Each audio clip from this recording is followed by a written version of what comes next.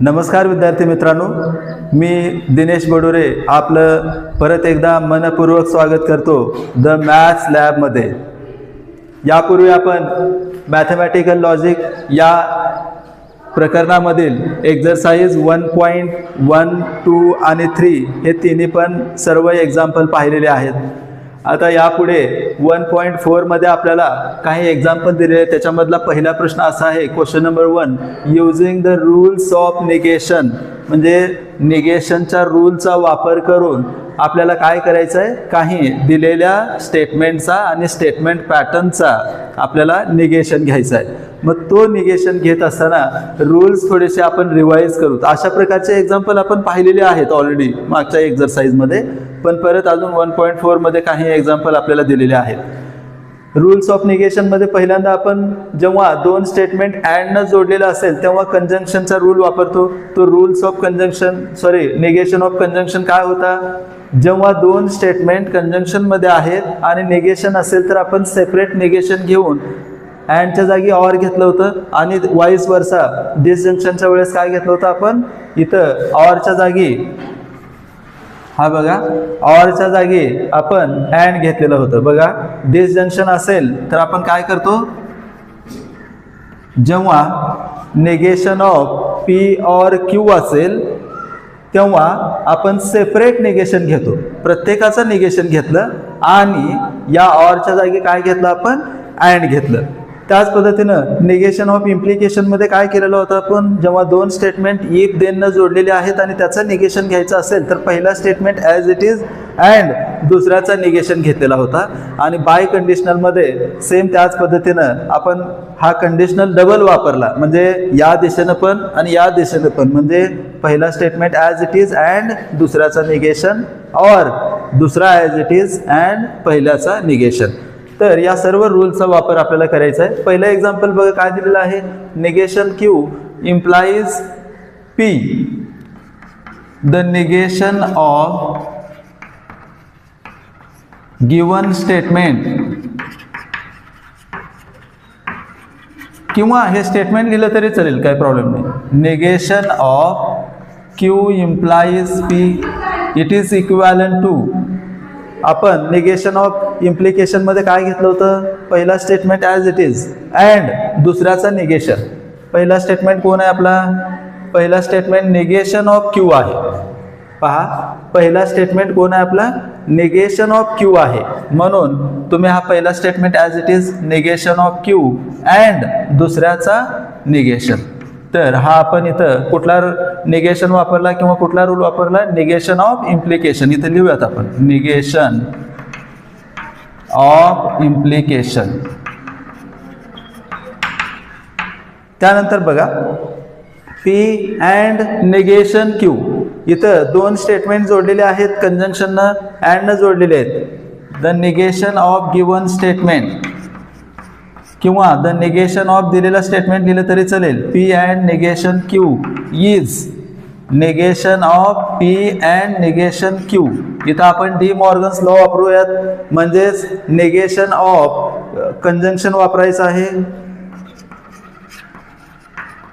Negation of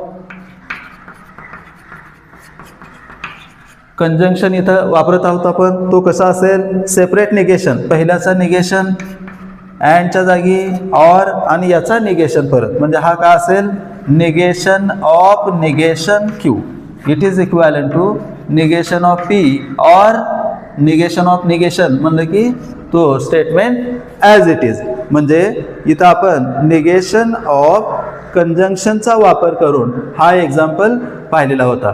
यानंतरचा भाग बघूयात। पुढील तिसरा प्रश्न आहे, पी और निगेशन क्यू, याचं निगेशन घ्यायचं। आन्सर लिहूयात आपण, द निगेशन ऑफ, हा statement as it is P और negation Q is negation of P और निगेशन क्यू। डिसजंक्शनचं निगेशन वापरत असताना आपण डी मॉर्गन्स लॉ वापरतो। तो कसा असेल, पहिल्याचा निगेशन पी, ऑरच्या जागी अँड निगेशन ऑफ सेकंड, इथं काय वापरलं आपण, निगेशन ऑफ डिसजंक्शन. ठीक आहे. मग it is equivalent to negation of P as it is and negation of negation म्हणलं की आपण काय घेतो, तो स्टेटमेंट स्वतः ॲज इट इज, म्हणजे निगेशन हा क्यू असेल. त्याच पद्धतीनं पुढील प्रश्न, P or negation Q, P or negation Q and R. इथं परत इथं हा एक ग्रुप आहे आणि हा सिंगल आहे, याचं निगेशन घ्यायचं आहे. The negation of given statement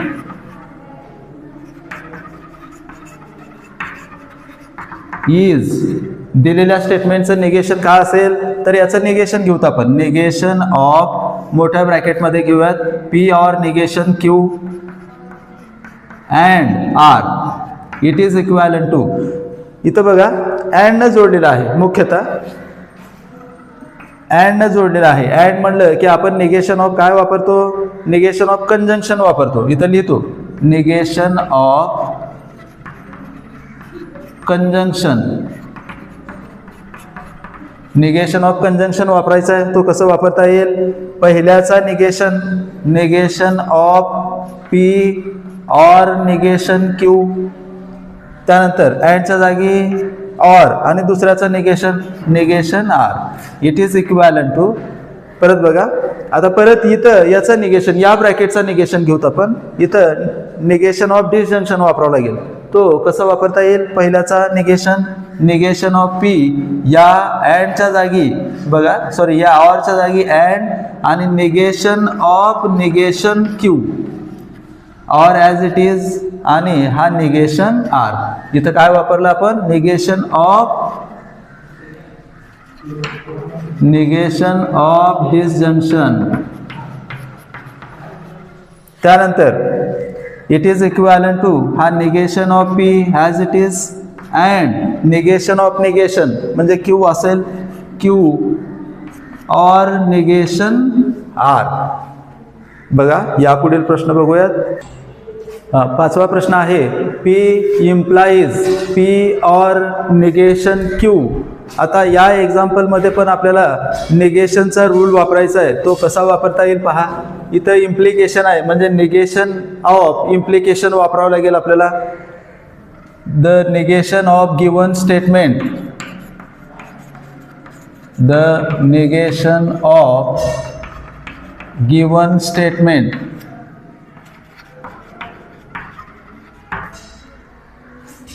negation of P implies P or negation Q. It is equivalent to, काय करता येईल, इम्प्लिकेशन मध्ये जेव्हा आपण निगेशन घेतो तेव्हा पहिला स्टेटमेंट आपण जशा तसं लिहितो आणि त्यानंतर अँड निगेशन ऑफ क्यू म्हणजे सेकंडचं निगेशन. बघा पहिल्याचं निगेशन, निगेशन ऑफ सॉरी पहिला as it is P and negation of second P or negation Q. Negation of implication वापरला आपण. It is equivalent to P as it is and. आता इथं परत D Morgan's law वापरावं लागेल किंवा negation of disjunction वापरावं लागेल. Negation of disjunction, negation of disjunction वापरूयात आपण. ठीक आहे, काय करता येईल ते, पहिल्यांदा separate negation, negation of P ऑरच्या जागी and negation of negation Q. It is equivalent to P and हा negation P and negation negation cancel होतील आणि राहील फक्त क्यू. त्यानंतर पुढील प्रश्न बघा. या प्रश्नामध्ये दिलेला आहे निगेशन ऑफ दिस ब्रॅकेट और दुसरा एक ब्रॅकेट दिलेला आहे. काय लिहिता येईल, the negation of given statement is दिलेल्या स्टेटमेंटचं निगेशन घेऊत आपण. इथं ऑरनं जोडलेलं आहे म्हणजे निगेशन ऑफ डिसजंक्शन यूज करावं लागेल आपल्याला. Negation of P and Q हा दिलेला स्टेटमेंट लिहित आहे मी. P or negation Q it is equivalent to पहिल्याचा निगेशन म्हणजे याचा negation. Negation of negation P and Q. Okay, या ऑरच्या जागी and negation of second bracket P or negation Q. इथं आपण निगेशनचा कुठला रूल वापरला? डिसजंक्शनचा. निगेशन ऑफ डिसजंक्शन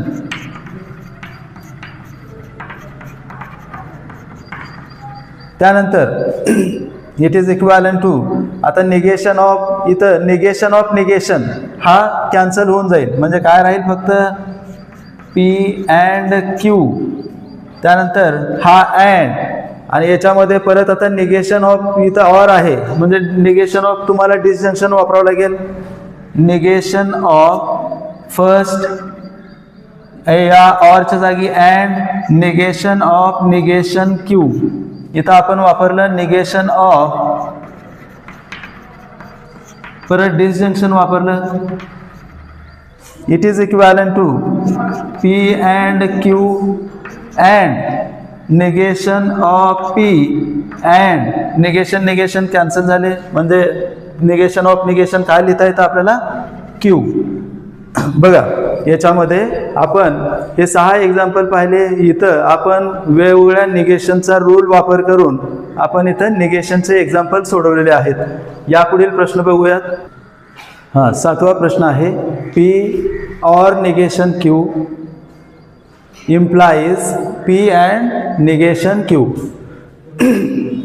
याच्यामध्ये आपल्याला 2 स्टेटमेंट्स दिलेले आहेत. 2 कंपाऊंड स्टेटमेंट्सचा ग्रुप दिलेला आहे आणि तिथं ते इम्प्लिकेशननं जोडलेले आहेत. मग इथं आपल्याला इम्प्लिकेशनचा रूल म्हणजे निगेशन ऑफ इम्प्लिकेशन यूज करावं लागेल. आपण पहिल्यांदा लिहूयात the negation of given statement is काय आहे दिलेल्या स्टेटमेंटचा निगेशन काय लिहिता येईल बघा. Negation of P or negation Q implies P and negation Q it is equivalent to. इम्प्लिकेशनमध्ये आपण पहिला स्टेटमेंट ॲज इट इज लिहितो बघा. इम्प्लिकेशनमध्ये निगेशन ऑफ इम्प्लिकेशन पहिला ॲज इट इज दुसऱ्याचा निगेशन. पहिला हा as it is P or negation Q and दुसऱ्याचा निगेशन. याचा निगेशन घेऊयात आपण negation of P and negation Q. इथं आपण काय वापरलं? Negation of implication. ठीक आहे. निगेशन ऑफ इम्प्लिकेशन मध्ये काय केलं होतं आपण? पहिला ॲज इट इज दिलं आणि दुसऱ्याचा निगेशन. त्यानंतर इट इज इक्विव्हॅलंट टू हा तुम्हाला जशा तसं लिहायचा परत P or negation Q and आता याचं निगेशन परत इथं अँडनं जोडलेलं आहे. कंजंक्शनचं तुम्हाला निगेशन घ्यायचं आहे. इथं डी मॉर्गन्स लॉ वापरतो. सेपरेट निगेशन अँडच्या जागी or. Negation of P or negation of negation Q. इथं आपण वापरलं निगेशन ऑफ कंजंक्शन.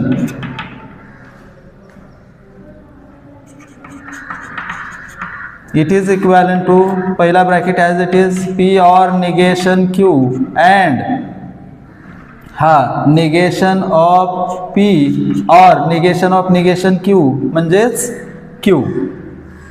या पद्धतीनं आपण हा एक्झाम्पल सोडवलेला आहे. याचं तुम्ही स्क्रीनशॉट घ्या. 8वा प्रश्न आहे negation of P or negation Q or P and negation Q.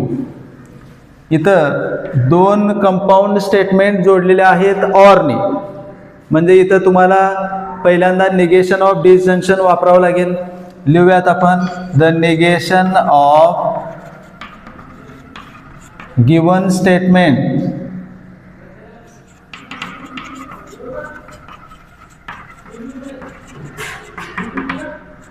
याचं निगेशन ऑफ मोठा बॉक्स ब्रॅकेट घेऊयात निगेशन ऑफ पी और negation Q or P and negation Q it is equivalent to बघा इथं ऑरनं जोडलेलं आहे म्हणजे आपल्याला इथं निगेशन ऑफ डिसजंक्शन वापरावं लागेल.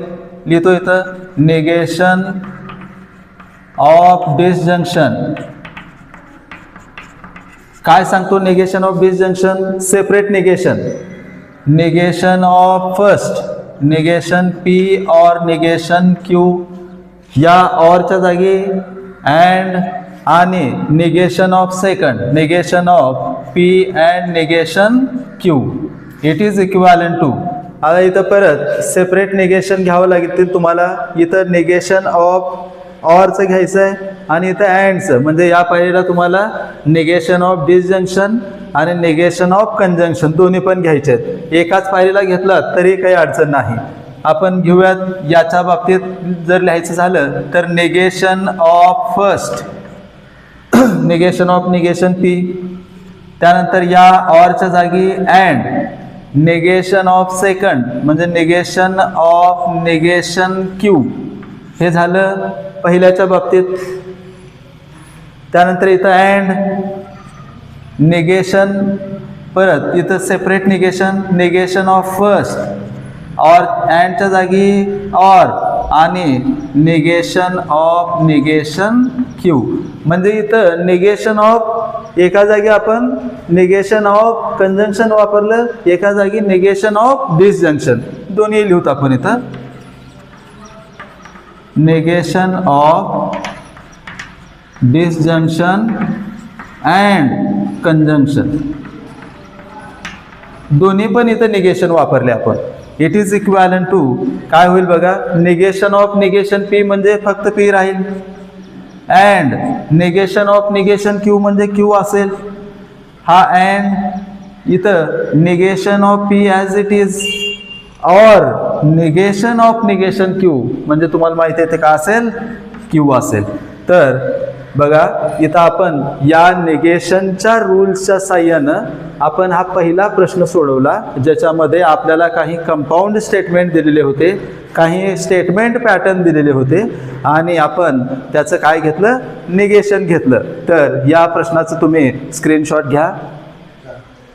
यामधील दुसरा सब क्वेश्चन आहे rewrite the following statements without using if then म्हणजे इफ देन असणारे आपणास आता स्टेटमेंट दिले जातील आणि त्या स्टेटमेंटला आपल्याला इफ देन काढून त्याचा आपल्याला परत एकदा तो स्टेटमेंट लिहायचा आहे.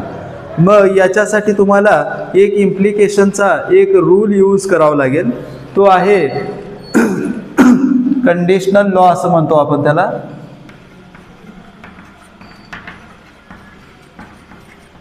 तर तो कंडिशनल लॉ काय सांगतो जेव्हा P इम्प्लाइज Q असेल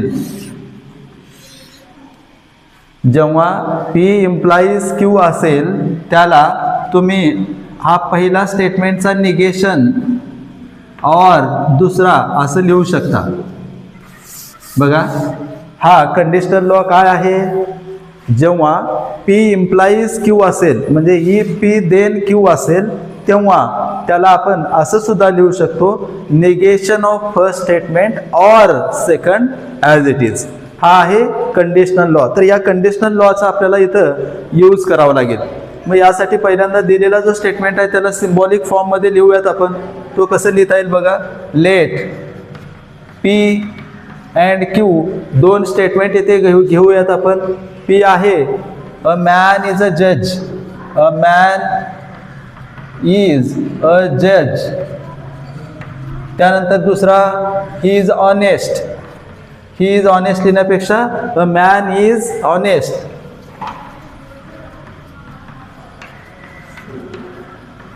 हां हे दोन वाक्य हे दोन स्टेटमेंट जोडलेला आहे इफ देननं. आपल्याला काय करायचं आता, त्याला रिप्लेस करायचं आहे. इफ देन काढून काय करता येईल, वी नो, किंवा याला सिम्बॉलिक फॉर्म मध्ये लिहा पहिल्यांदा. Symbolic form P implies Q. We know the conditional law. काय सांगतो, P implies Q, it is equivalent to negation of P or Q. आता याचाच वापर करून हे वाक्य लिहू शकता बघा. निगेशन ऑफ P म्हणजे पहिल्या वाक्याचा negation, a man is not a जज. A man is not a जज. त्यानंतर ऑर न जोडलेला आहे. ऑर क्यू म्हणजे दुसरा ॲज इट इज म्हणजे ही इज ऑनेस्ट. फार सोपं असं एक्झाम्पल आहे. त्यानंतर दुसऱ्या एक्झाम्पलमध्ये पण आपल्याला त्याच पद्धतीनं सोडवायचं आहे. ते कसं सोडवता येईल, लेट पी क्यू. दोन स्टेटमेंट आपण घेऊयात. पहिला स्टेटमेंट काय, इफच्या पुढचा पार्ट तो का असेल, 2 is a rational number. 2 is a rational number. आणि Q का असेल, √2 is irrational number. लिहूयात आपण, √2 is irrational number. इथं आपल्याला याला सिम्बॉलिक फॉर्म मध्ये आपल्याला लिहिता येईल. सिम्बॉलिक फॉर्म काय असेल, symbolic form P implies Q. आपल्याला कंडिशनल लॉ माहिती आहे. कंडिशनल लॉ काय सांगतो, P implies Q, it is equivalent to negation of P or Q. हे कसं आलं, हे तुम्ही ट्रूथ टेबलच्या साहाय्यानं प्रूव्ह करू शकता. तुम्ही लॉजिकल इक्विव्हॅलन्स प्रूव्ह केलेले आहेत, तर तुम्ही ट्रूथ टेबलच्या साहाय्यानं हा लॉजिकल इक्विव्हॅलन्स खरंच प्रूव्ह आहे का हे, खरंच ट्रू आहे का हे प्रूव्ह करून पाहू शकता. म्हणजे बघा इथं आपल्याला काय करायचं आहे, निगेशन ऑफ P म्हणजे पहिल्याचा निगेशन, 2 इज अ रॅशनल नंबरच्या विरुद्ध 2 is not a rational number. मागील एका व्हिडिओमध्ये मी तिथं 2 इज इररॅशनल नंबर म्हणलेला आहे. मग ते थोडंसं तेवढं करेक्ट राहणार नाही. तिथं आपण काय घेऊयात, 2 is not a rational number घेऊयात. इथं तसंच लिहूत आपण, 2 is not a rational number.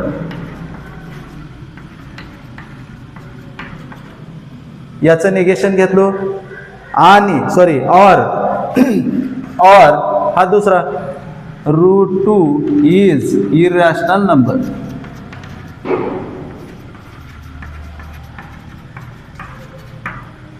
पुढील प्रश्न बघूयात.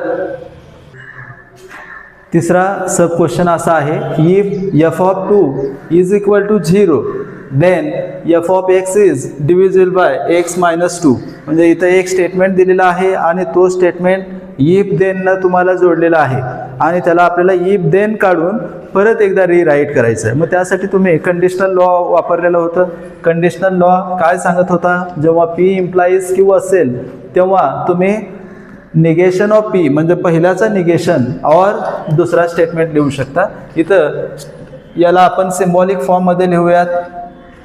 लेट P आणि Q दोन स्टेटमेंट घेऊ. P पहिला स्टेटमेंट का असेल, f(2) इज इक्वल टू 0 आणि दुसरा स्टेटमेंट देनच्या पुढचा भाग म्हणजे तो का असेल, f(x) is divisible bye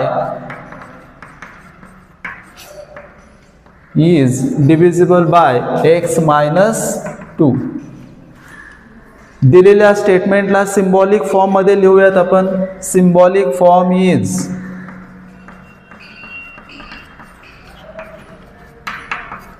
P implies Q. Conditional law माहिती आहे आपल्याला, तो काय आहे, P implies Q, it is equivalent to negation of P or Q. पहिल्याचा निगेशन और दुसरा ॲज इट इज. मग पहिल्याचं निगेशन म्हणजे याचं निगेशन, पहिला स्टेटमेंट काय आहे आपलं, f(2) इज इक्वल टू 0 आहे. मग याचं निगेशन कसं लिहितो आपण, इज इक्वल टूला कॅन्सल करूयात आपण, म्हणजे त्याचा निगेशन झाला. म्हणजे पहिल्याचा निगेशन और दुसरा स्टेटमेंट ॲज इट इज म्हणजे f(x) is divisible by x - 2. ठीक आहे. म्हणजे बघा हे फारच सोपे असे एक्झाम्पल आहेत, फक्त आपल्याला हे काही लॉज लक्षात ठेवावे लागतील. जसं की आपण इथं इफ देन काढून टाकण्यासाठी इक्विव्हॅलंट असा एक स्टेटमेंट बघितला होता, त्याला आपण कंडिशनल लॉ म्हणलं होतं. कंडिशनल लॉ काय सांगतो, जेव्हा इफ देन जोडलेला आहे पी इम्प्लाइज क्यू असेल तर it is equivalent to negation of first or second. त्याच पद्धतीनं बाय कंडिशनल लॉ आहे. बाय कंडिशन काय सांगतो, म्हणजे पी कडून क्यू कडे आणि परत क्यू कडून पी कडे, म्हणजे सेम लिहायचं तुम्हाला, पहिल्याचं निगेशन ऑर सेकंड, पहिल्याचं निगेशन ऑर सेकंड आणि विरुद्ध, त्याच्या एक्झॅक्ट विरुद्ध. इथं अँड करून काय करायचं आहे, negation of second or P. हा काय झाला, तर हा झाला बाय कंडिशनल लॉ. म्हणजे आपल्याला काही या लॉचा वापर करून पुढील काही एक्झाम्पल सोडवायचे आहेत. त्यानंतर डिस्ट्रीब्युटिव्ह लॉस कसं सांगतो, जेव्हा एखाद्या ब्रॅकेटच्या बाहेर एखादी संख्या आहे आणि ब्रॅकेटच्या मध्ये दोन काहीतरी व्हेरिएबल आहेत किंवा संख्या आहेत, तेव्हा आपण मल्टिप्लाय करताना कसं करतो, तोच रूल एक्झॅक्ट इथं तंतोतंत पाळायचा आहे. म्हणजे कसं बघा, इथं बाहेर जर बघितलं तर तुम्ही पी अँड आहे, बरोबर, पी अँड आहे आणि ब्रॅकेटमध्ये क्यू ऑर आर आहे. मग काय करावं लागेल, पी अँड क्यू काय करावं लागेल, पहिल्या ब्रॅकेट पहिल्यांदा तुम्हाला काय करावं लागेल, पीचा अँड कुणाबरोबर घ्यावा लागेल, क्यू बरोबर, म्हणजे पी अँड क्यू आणि इथं ऑर असलेला इथं घेऊन परत पी अँड आर. त्याच पद्धतीने ऑरच्या बाबतीत लिहिता येईल पी ऑर क्यू आणि पी ऑर आर. अशा पद्धतीनं आपल्याला इथं हा डिस्ट्रीब्युटिव्ह लॉ वापरायचा आहे. त्यानंतर बघा कॉम्प्लिमेंट लॉ आपल्याला बघायचा आहे. कॉम्प्लिमेंट हा शब्द यापूर्वी आपण बऱ्याच वेळेस पाहिलेला आहे. कॉम्प्लिमेंट म्हणजे सेटमध्ये वगैरे पाहिलेला आहे आपण. म्हणजे एखाद्या सेटमधला जर समजा एलिमेंट सोडलं तर बाकीचं सगळं जे काही त्याच्या आजूबाजूला आहे तर ते कॉम्प्लिमेंटमध्ये घेतो. म्हणजे इथं सरळ सरळ आपण काय घ्यायचं आहे, पी अँड निगेशन क्यू, म्हणजे एखादा स्टेटमेंट आणि त्याचा निगेशन, एखादा स्टेटमेंट ऑर त्याचा निगेशन असं काय आलं तर तिथं आपल्याला कॉम्प्लिमेंट लॉ वापरायचा आहे. काय म्हणलो मी, कॉम्प्लिमेंट लॉ कधी वापरायचा आहे, जेव्हा एखादा स्टेटमेंट आणि त्याचं निगेशन हे अँड किंवा ऑर मध्ये असतील, म्हणजे एक तर कंजंक्शन असलं पाहिजे किंवा डिसजंक्शन असलं पाहिजे, त्यावेळेस आपल्याला हे वापरायचं आहे. मग आता हे लक्षात कसं ठेवणार, बघा अँड मध्ये कोणत्या व्हॅल्यू जास्त आहेत हे तुम्हाला माहिती आहे, आपल्याला माहिती आहे. अँड मध्ये जर दोन्ही ट्रू असतील तर ट्रू म्हणलं, बाकीचे सगळे फॉल्स म्हणलं, म्हणजे तिथं फॉल्स व्हॅल्यू जास्त आहेत. म्हणून जेव्हा कॉम्प्लिमेंट लक्षात घ्या, जेव्हा पी अँड निगेशन पी म्हणजे कुठलाही स्टेटमेंट अँड त्याचा निगेशन असेल तेव्हा आपल्याला फॉल्स घ्यायचा, किंवा हे सी आपण कशासाठी लिहिलंय, टॉटॉलॉजी अँड कॉन्ट्राडिक्शनसाठी लिहिलेलं आहे. हा कॉन्ट्राडिक्शन आणि हा टॉटॉलॉजी. म्हणजे बघा जेव्हा दोन स्टेटमेंट एक स्टेटमेंट आहे त्याचा निगेशन आहे, अँड मध्ये असतील तर फॉल्स, ऑर मध्ये असतील तर ट्रू. त्यानंतर आयडेंटिटी लॉ. आयडेंटिटी हा शब्द सुद्धा आपण पाहिलेला आहे. तो कसा, त्याचा रूल आपण कसं घेतो, कुठल्याही आयडेंटिटी म्हणजे ट्रिग्नोमेट्रीमध्ये आयडेंटिटीज आहेत किंवा इतर इक्वेशनमध्ये आयडेंटिटीज पाहतो आपण. म्हणजे दिलेल्या इक्वेशनमधल्या व्हेरिएबलच्या प्रत्येक व्हॅल्यूला ते ट्रू असेल. म्हणजे इथं पण तसंच आहे, पीच्या प्रत्येक व्हॅल्यूला, पीची ट्रूथ व्हॅल्यू काही असेल तरी हे आयडेंटिटी तुम्हाला दिसेल. म्हणजे प्रत्येक वेळेस हेच तुम्हाला आन्सर मिळून येतील. म्हणजे कुठलाही स्टेटमेंट अँड ट्रू असेल, कुठलाही स्टेटमेंट अँड ट्रू असेल तर तो स्टेटमेंट स्वतः इक्विव्हॅलंट असतील. कारण आपल्याला माहिती आहे, जर समजा मी पीची व्हॅल्यू जर मी ट्रू घेतली, गृहीत धरा पीची व्हॅल्यू ट्रू घेतली तर ट्रू अँड ट्रू ट्रू येतो. जर समजा मी फॉल्स घेतलो इथं तर फॉल्स अँड ट्रू फॉल्स येतो.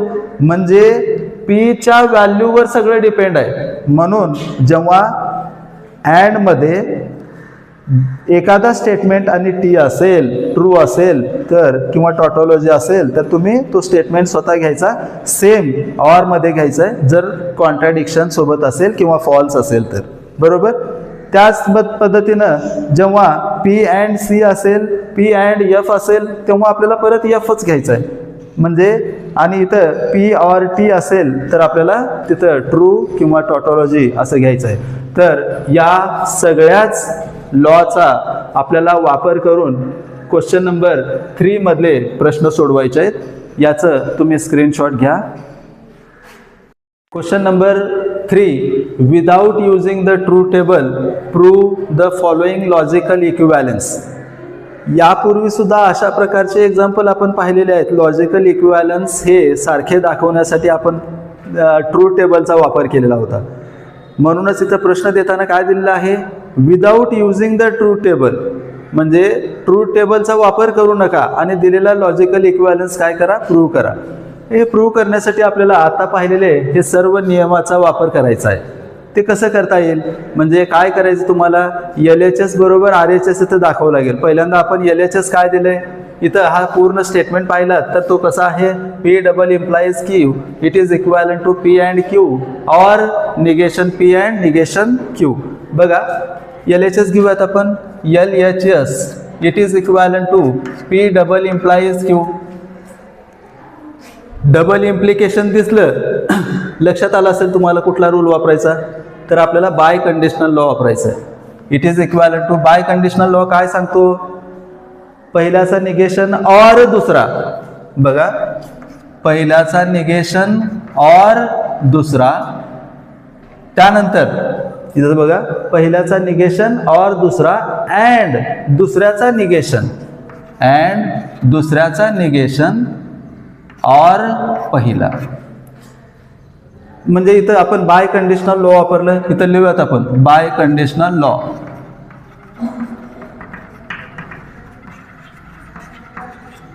इट इज इक्विव्हॅलंट टू, आता इथं एक ब्रॅकेट, इथं एक ब्रॅकेट आहे.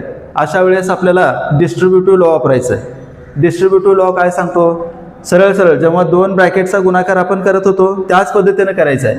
इथं पहिल्या ब्रॅकेटमध्ये दोन स्टेटमेंट आहेत, एक आहे निगेशन P, दुसरा आहे Q. ओके, बघा थोडंसं सोपं तुम्हाला लक्षात यावं म्हणून थोडं पायऱ्या पायऱ्यानं लिहितो. हा निगेशन P आणि परत काय म्हणलो आपण, और Q.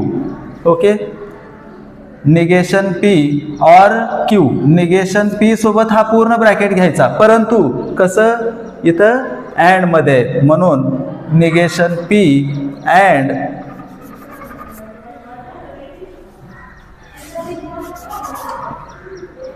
निगेशन P अँड हा ब्रॅकेट निगेशन Q और P. त्यानंतर और, याला ब्रॅकेट घेतो मी, हा और. आता राहिला इथं Q अँड हा bracket, Q and negation Q और P. लक्षात आलं असेल तुम्हाला कसं घेतलं आपण. तर इथं आपण कुठला लॉ वापरला, तर इथं डिस्ट्रीब्युटिव्ह लॉ वापरला. लिहूयात आपण distributive law. It is equivalent to, परत आपल्याला इथं डिस्ट्रीब्युटिव्ह लॉ वापरायचा, कारण इथं बघा निगेशन ऑफ P अँड इथं ब्रॅकेट आहे, निगेशन बघा सेपरेट घेऊत आपण, negation of P and negation Q, negation of P and negation Q याला विचारात घेतलो मी. आता राहिलंय का इथं और, हा और. परत negation of P and P, negation of P and P, हा पहिल्या ब्रॅकेटचं आपण याला सॉल्व केलं. यानंतर इथं और आहे, और घेतलंय. त्यानंतर बघा Q and negation Q, Q and negation Q, इथं काय राहिलेलं आहे, और, म्हणून इथं घेतलं आपण और. परत Q and P, Q and P, परत इथं आपण डिस्ट्रीब्युटिव्ह लॉ वापरला, distributive law. It is equivalent to, याला आपण सोडून घेऊयात. आता इतर जर बघितलात तर तुम्ही negation P negation Q as it is लिहावं लागेल तुम्हाला. लिहूयात negation P and negation Q. और बघा जेव्हा एखादा स्टेटमेंट अँड निगेशन, जेव्हा एखादा स्टेटमेंट अँड निगेशन और निगेशन असेल तर आपण कॉम्प्लिमेंट लॉ वापरतो. मग कॉम्प्लिमेंट मध्ये आपण काय लक्षात ठेवलं होतं, अँड आहे, अँड मध्ये कोणत्या व्हॅल्यू जास्त आहेत, फॉल्स, म्हणून इथं लिहिलं फॉल्स. और परत इथं पण तसंच आहे, अँड मध्ये आहेत, अँड मध्ये जास्त व्हॅल्यूज, इथं परत कॉम्प्लिमेंट लॉ वापरलाय आपण इथं दोन्हीकडे.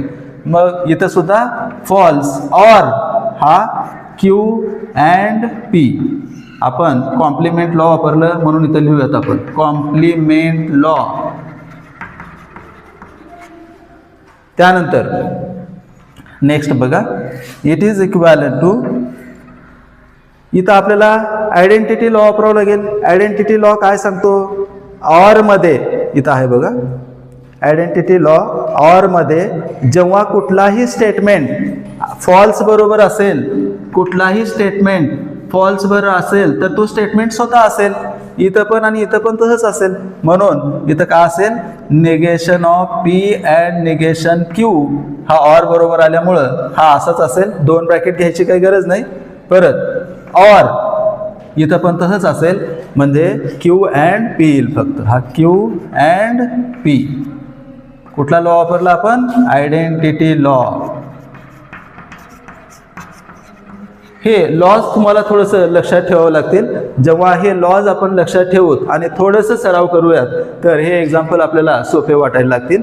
इट इज इक्विव्हॅलंट टू, आता आपल्याला प्रूव्ह करायचं आहे हेच, फक्त कसं आहे, पहिल्यांदा हा आहे आणि नंतर हा आहे. ठीक आहे, negation of P and Q. Example ठीक आहे, याला आपण बदलू शकतो कारण आपल्याला माहिती आहे कम्युटेटिव्ह लॉ काय सांगतो, जर अँड मध्ये ऑर मध्ये असतील तर आपण त्यांची पोझिशन बदलू शकतो. म्हणजे पहिल्यांदा याला घेतो मी क्यू अँड पी, त्यानंतर हा or negation of P and negation Q. Okay,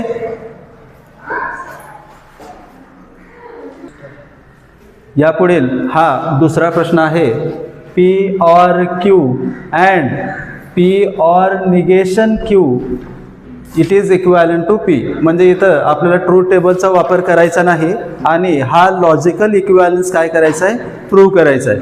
तर ते कसं करता येईल, पहिल्यांदा आपण LHS बरोबर घेऊयात. LHS is equal to P or Q and P or negation Q. आता इथं याला बघितल्यावर 2 ब्रॅकेट पाहिले की आपल्याला लक्षात येईल, इथं एक कॉमन आहे बघा, पी ऑर इथं पण आहे. म्हणजे जेव्हा अशा पद्धतीचं 2 कंपाऊंड स्टेटमेंट तुम्हाला दिले जातील तेव्हा आपल्याला डिस्ट्रीब्युटिव्ह लॉ वापर करता येईल. मग तो कसं करता येईल, it is equivalence to P or, बघा पी ऑर इथं मी घेतल्यामुळे इथं राहिला हा क्यू, त्यानंतर हा अँड आणि हा निगेशन क्यू. कुठला लॉ वापरला आपण, distributive law.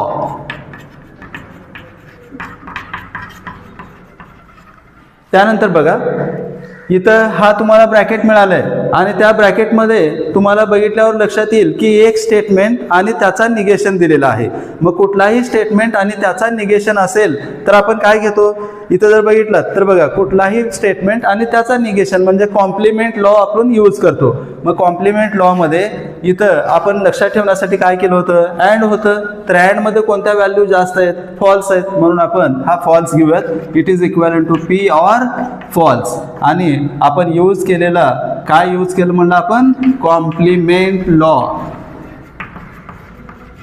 It is equivalence to, परत आता बघा कुठलाही स्टेटमेंट ऑर एफ, कुठलाही स्टेटमेंट ऑर एफ. ऑर मध्ये आपल्याला आता आयडेंटिटी लॉ मध्ये पाहिलं होतं आपण, कुठलाही स्टेटमेंट ऑर एफ का असेल, तो स्टेटमेंट स्वतः असेल. म्हणजे पीच्या कुठल्याही व्हॅल्यूला तो इथं पीच असा आन्सर येईल. मग इथं आपण वापरलं आयडेंटिटी लॉ.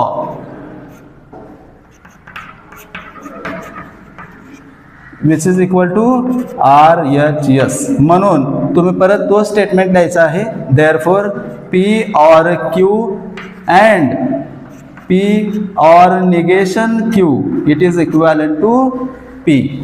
यापुढील प्रश्न बघूयात. हां, तिसरा प्रश्न आहे, पी अँड क्यू ऑर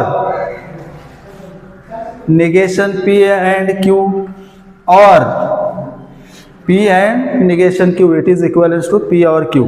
हा लॉजिकल इक्विव्हॅलन्स आपल्याला प्रूव्ह करायचा आहे without using the truth table. बघा LHS घेऊयात आपण. LHS it is equivalent to P and Q or negation P and Q or P and negation Q. इथं तुम्ही थोडंसं याला लक्षपूर्वक बघितलात तर इथं आपल्याला डिस्ट्रीब्युटिव्ह लॉ वापरता येईल. आता डिस्ट्रीब्युटिव्ह लॉ कुठं वापरायचा? जेव्हा दोन ब्रॅकेट आहेत अँड ऑर मध्ये दिसत आहेत त्यावेळेस आपण डिस्ट्रीब्युटिव्ह लॉ वापरतो, बरोबर आहे. मग इथं काही कॉमन दिसतंय का? इथं जर बघितलं तर negation Q and negation Q इथं पण आहे, अँड निगेशन क्यू इथं पण आहे. जर या दोघांचं तुम्ही जर ग्रुप केलात तर, जर समजा या दोघांचं ग्रुप केलात पहिल्याचा आणि तिसऱ्याचा, तर पी अँड आणि इथं पण पी अँड आहे. म्हणजे इथं तुम्ही डिस्ट्रीब्युटिव्ह लॉ हे दोन पद्धतीने वापरू शकता, एक तर पहिल्या दोन ब्रॅकेटमध्ये किंवा पहिल्या आणि तिसऱ्या ब्रॅकेटमध्ये. आपल्याला थोडंसं सोपं व्हावं या उद्देशानं आपण काय करूया, तिथं पहिला आणि तिसरा ब्रॅकेट अगोदर घेऊयात. म्हणजे हे सर्वच ऑर मध्ये जोडलेले, त्यामुळे आपण असोसिएटिव्ह लॉचा वापर करू शकतो. असोसिएटिव्ह लॉ काय सांगतो, तर तुम्ही तीन जर ऑर मध्ये असतील तीन ब्रॅकेट, तर तुम्ही त्याला शफल करू शकता. काय करता येईल, तर P and negation Q, or हा दुसरा ब्रॅकेट घेतो मी, निगेशन पी अँड क्यू, आणि लॉ कोणता वापरला आपण, associative law. It is equivalence to, आता इथं डिस्ट्रीब्युटिव्ह लॉ वापरता येईल. कसं बघा, पी अँड इथं पण आहे, पी अँड इथं पण आहे, म्हणजे तो पी अँड इथं राहिलेला आहे क्यू, ऑर निगेशन क्यू. राहिलेल्या व्हॅल्यूज घेऊत आपण, or negation P and Q. काय वापरलं इथं आपण, तर distributive law.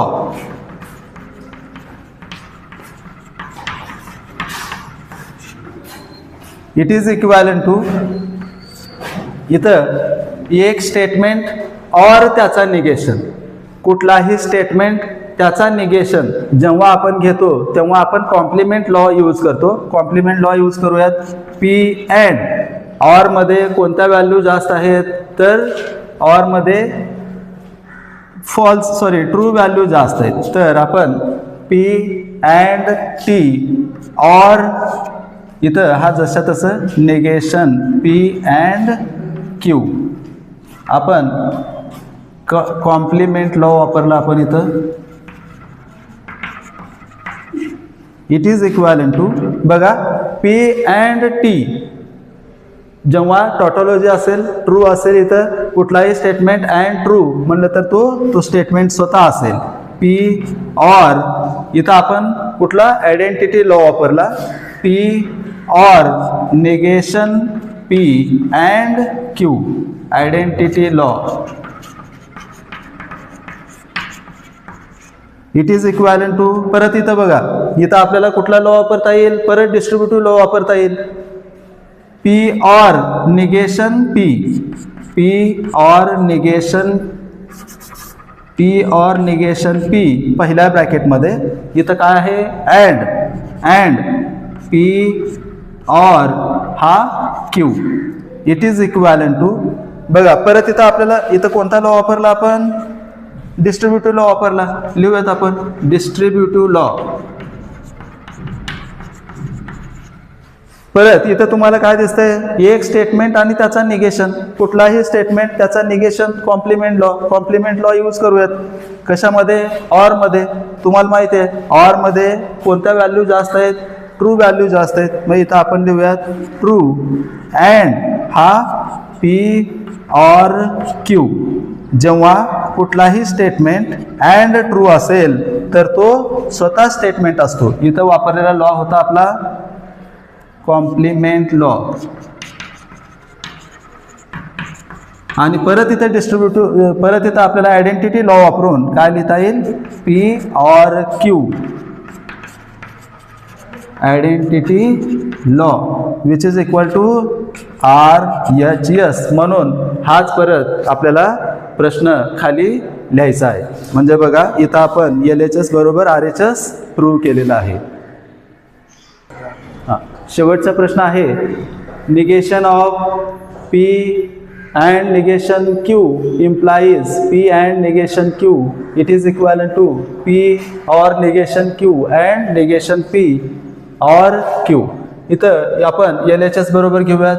LHS is equal to negation of P or negation Q implies P and negation Q.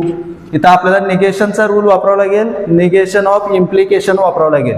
It is equivalent to negation of implication काय सांगतो, पहिला as it is P or negation Q and दुसऱ्याचा negation म्हणजे P and negation Q. इथं काय वापरलं आपण? Negation of implication. त्यानंतर it is equivalent to P or negation Q and इथं सेपरेट निगेशन घ्यावं लागेल, negation of P and negation of negation Q. इथं आपण काय वापरलं तर निगेशन ऑफ कंजंक्शन वापरलं. Negation of conjunction it is equivalent to negation of conjunction वापरताना आपण काय करतो? निगेशन ऑफ P अँडच्या जागी घेतो आपण ऑर. त्यानंतर हा निगेशन ऑफ निगेशन Q. परत बघा, P or negation Q and इथं negation P or negation of negation म्हणलं की Q घेतो आपण. बघा, P or negation Q prove काय करायचं आपल्याला? P or negation Q and negation P or Q which is equal to RHS. Therefore प्रश्न परत एकदा लिहू शकता, negation of P or negation Q implies P and negation Q. It is equivalent to P or negation Q and negation P or Q. तर बघा, अशा पद्धतीने हे सर्व एक्झाम्पल आपण पाहिलेले आहेत. म्हणजे ट्रूथ टेबलचा वापर न करता आपण इथं काय पाहिलं तर दिलेले स्टेटमेंट पॅटर्न इक्विव्हॅलंट दाखवलं. ठीक आहे. तर हा एक्झरसाइज अशा पद्धतीनं इथं आपण पाहिलेला आहे. याच्यामध्ये काही तुम्हाला अडचणी असतील तर निश्चितच तुम्ही मला कमेंटद्वारे कळवू शकता. ठीक आहे.